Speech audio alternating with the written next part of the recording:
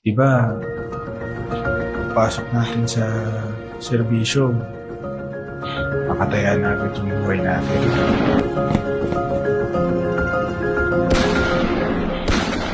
Diyos naman ang magpapasya para sa lahat. Alam ko naman na hindi ganun kadali yung ginawa niyong operasyon. Lahat ng pinagdadasal laging nasasagot. Kung sa maliliit na bagay hindi natin kayang pagtapatan, paano pa sa malalaki?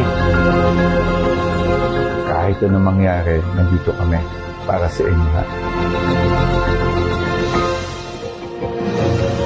Sa dami ng training na pinagdaanan ko, ngayon na ako nakaramdam ng takot sa buhay ko.